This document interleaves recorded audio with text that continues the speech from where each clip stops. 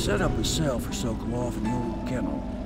Shackles and everything. It'll be a shock, him waking up in the straw and old dog poop. But from what I hear, he's woken up worse places. Guess we all have at that.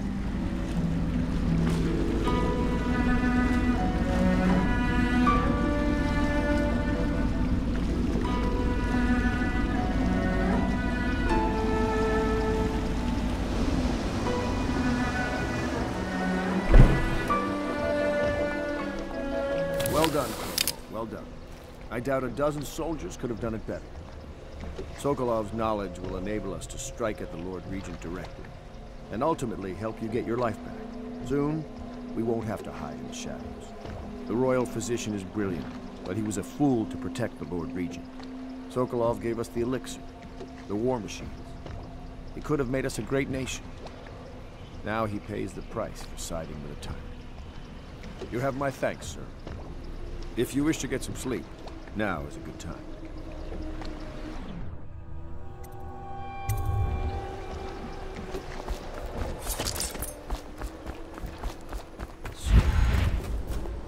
Are you faint or something? Corvo? Can I tell you something? I have a secret retreat nearby that may come in handy if the city watch ever kicks in the doors. It's an abandoned apartment across the street from the bar. I don't think anyone else here knows about it, but I'm guessing I can trust you. The key is stashed under my bunk upstairs. If there's ever trouble, you can go there for safety. I know I will.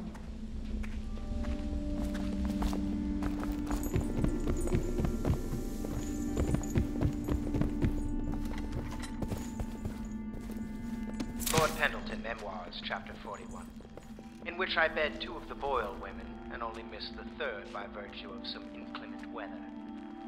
It was the month of rain, and to counter the gloom, the Boyle ladies hosted 3 nights of merriment by invitation only. Lydia was most fetching in lavender pants and a tunic of yellow silk. She was pleased with me from the moment I walked in the door, with my manservant bringing not 1 but 2 cases of effervescent wine from the south. In fact, I had come laden with gifts, such that all 3 Boyle women soon took notice, and they set out to make me more than welcome. We uncorked the wine right away, and as night fell, we... Wallace! Confound these interruptions.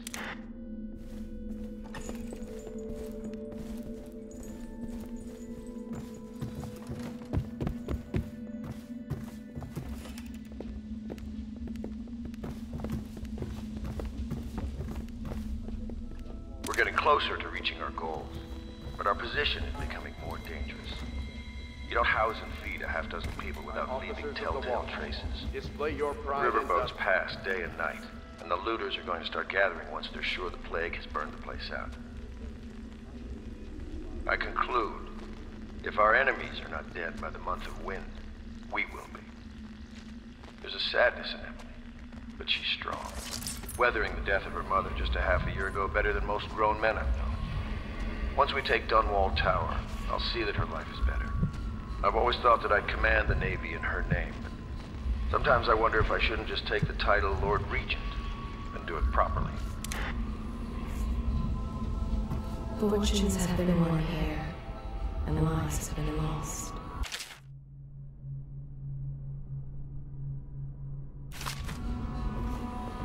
The old man claimed a dark corner and drank himself into oblivion.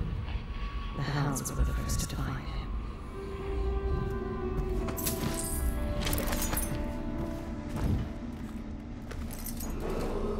Attention, Dunwall citizens.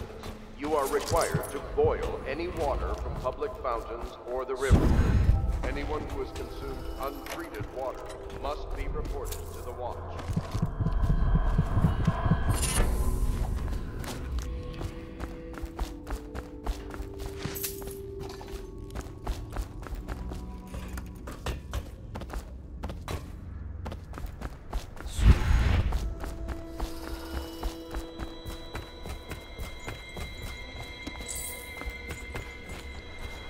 Normally, I'm a natural philosopher, but today, consider me a humble craftsman here to serve.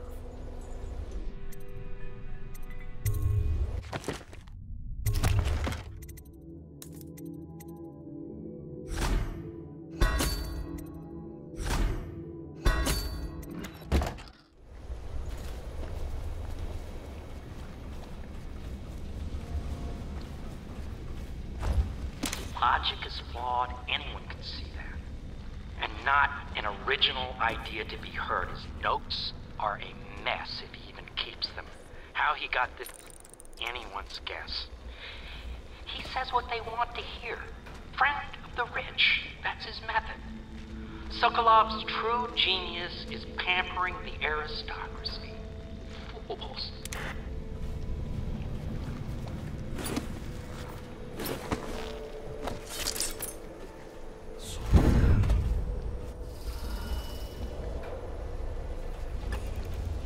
Please be as quiet as you can. It took forever for Emily to fall asleep.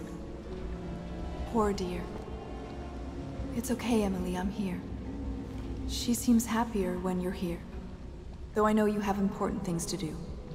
Out there, in the city.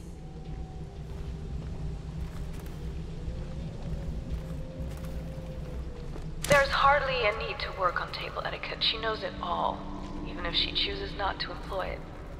She'd rather hold her spoon by the wrong end and pretend it's a sword. Then suddenly she changes and she's all manners, asking for a tea party.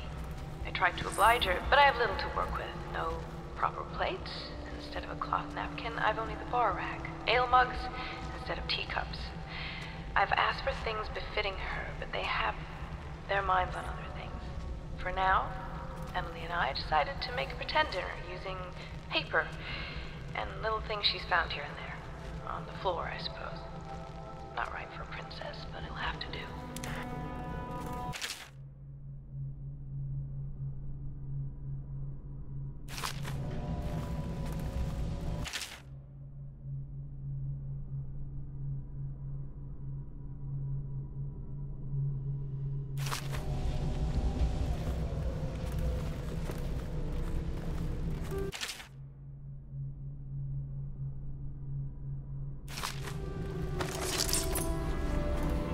She was bribed with sweet biscuits and ox milk, calmed with stories of magic and seafaring.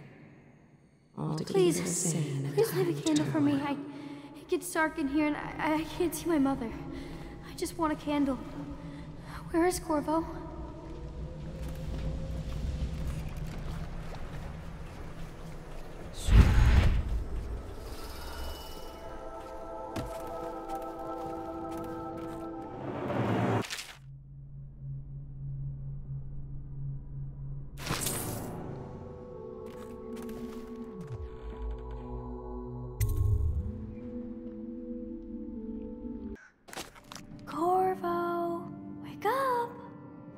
You were making funny faces while you were sleeping. I decided to nap here in your room while Callista was taking her bath. She told me if there's ever trouble, I should always run here.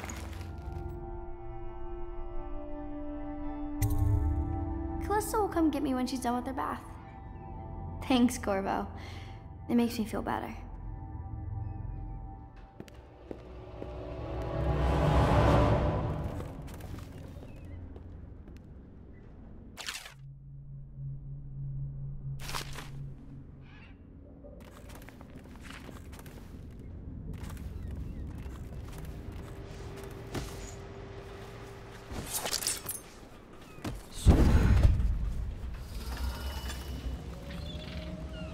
Dear Uncle, it's been a while since I've heard from you, and with the way things are going, I can't be sure we'll see each other again.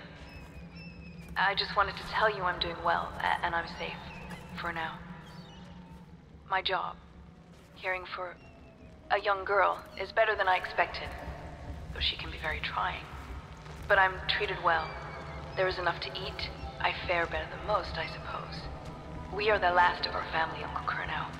We just have to go on living, if we can. May we see each other soon. Your niece, Callista.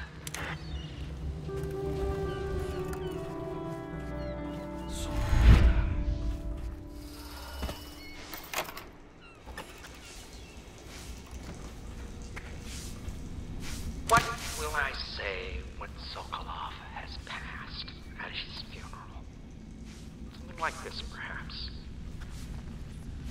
Sokolov is dead. Gone forever. We were rivals at the academy, yes. He was jealous of my agile brain and youthful energies. But he's dead now. And what can I say about him? Sokolov, he did improve on some inventions. He did well for himself in his way. He had many admirers among the aristocracy, especially those who lack a solid background in matters of natural philosophy. He was a painter of portraits. They say his work was genius. That remains to be seen. Time will tell.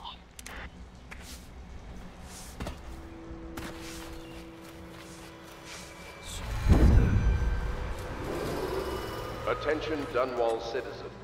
The Ascendancy Circle has chosen T. I know it looks...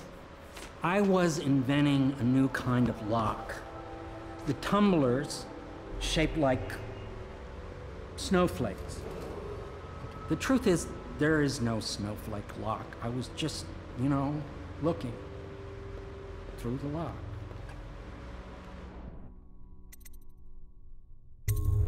I couldn't bear it if she knew. I know you're a man of honor, and I also know that you can kill me at any time. And for both of these reasons, I apologize and beg for your discretion.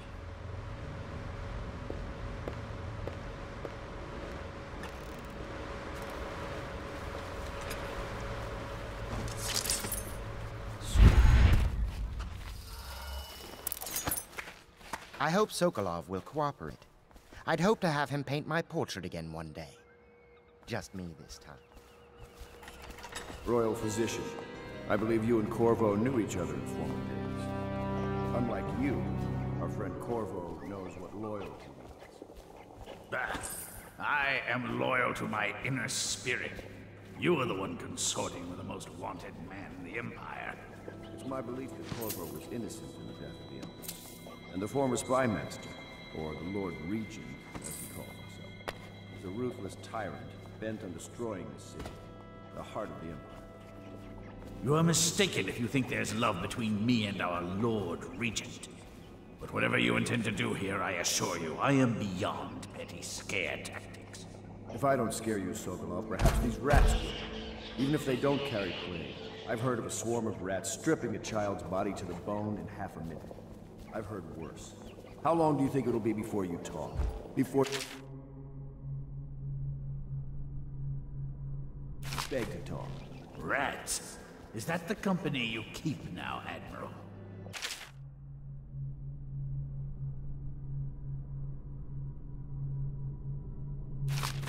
It's the company you keep that interests us, Sokolov. We know you painted a portrait of the Lord Regent's mistress, the very aristocrat who is funding the military with her fortune. She is the key to the Lord Regent's control over the city, and we must have her name. Sorry, Admiral. I cannot help you. You're part of this rabble, but I know you have your reasons. Yes, he does. All we need is the name of the Lord Regent's mistress. It's very simple. I elect not to tell you. You will have to force the words from me, and I warn you, my willpower is quite legendary.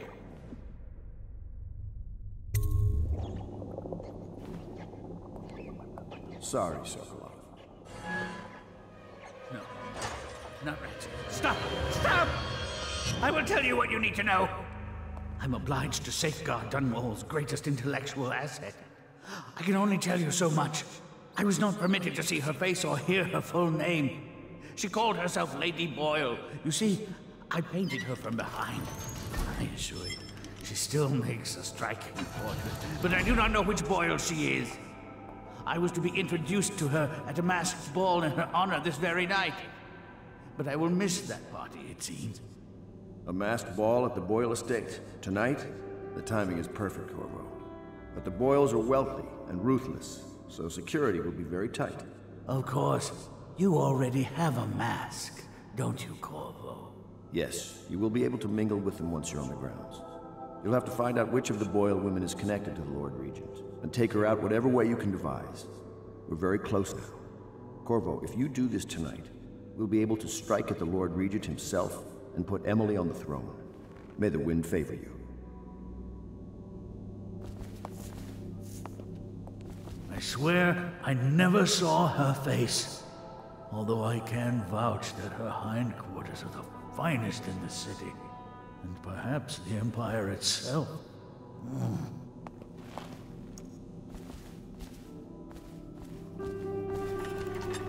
I hear you're off to the Boyles' little bash tonight. I have just a tiny favor I'd like to ask you. Could you give this note to Lord Shaw? You'll know him. A rather brusque man wearing a wolf's mask. In fact, he may be looking for me.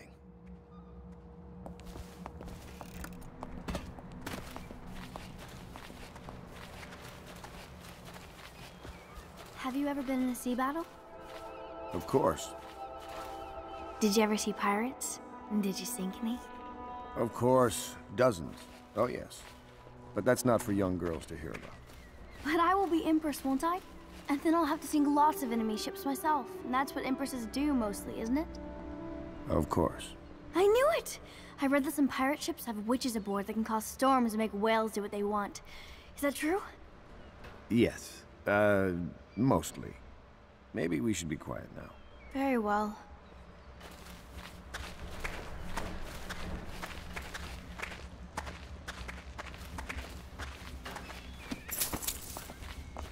Say what you will, the royal physician knows his wines.